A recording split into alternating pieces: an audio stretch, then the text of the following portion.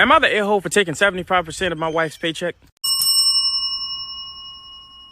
I know what you might be thinking. Why are you taking your wife's money? It's a long story. Let me get into it. When I was 16 years old, I started saving my money. I still do that till this day because if something ends up happening, I will have the money to fix it immediately. 6 years ago, I met my wife in college. We started talking and everything was going good and we broke it off into a great relationship. Around 2 years ago, she found out about my savings account and that's when things kind of got weird. I'm just going to leave this red flag right here. She tells me that she wants to start saving as well and I'm like, cool, let's do it. She was going to school to get a degree that was going to pay her a good amount of money. And I was like, all right, bet. If you want to save some stuff while going to school, do that. As the months went on, she kept putting into the savings account and I was putting into the savings account. Red flag number 2, why would you let her put in on the money that you've been saving since before you met her? Until last year when she graduated. She graduated from college, and when I checked the savings account, I was appalled because I had $2,500,000 inside of the savings account. It was gone. Can't say I didn't see that coming. Completely gone. And I'm sitting there like, hold on, what's going on? Because when my wife started to put in, there was $223,000. So that means when we started putting in together, it got up to $250,000. But when it got to that, she takes out all of the money and pays off her student loans. I was absolutely dumbfounded. I was flabbergasted. I was appalled at the situation because I couldn't believe that she would take out all the money without asking me. That's what you get for letting her put in on it.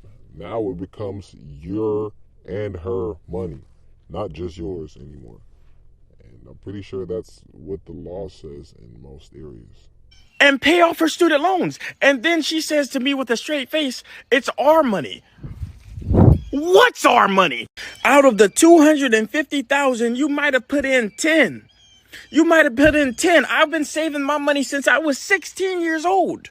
So what I decided to do was divorce her. Where you gonna go, bro? She's already took all the money.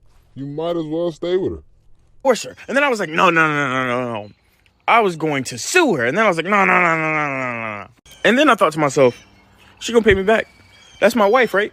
We in this together. You got a good job. Let me get 75% of your paycheck. She immediately said, no. I was like, okay, then we're over and I'm suing you for everything. And she was like, whoa, you can't do that. I'm your wife. And I was like, the money that I had in there was money that I made before we got married, was money that I had before we got married. That money was not asked for. That money was not said anything about. You knew I was saving it for a rainy day, a house fund, something, a college fund for our kids, something. If something happened, what are we going to do? And she looked at me with a straight face and said, I don't know. What you mean you don't know? Women like this are dangerous. They will set you up, put you in a situation, and look at you fucked up and think bad of you when you have no way of fixing it, when you have no way of solving the problem that she created, that she aided in creating.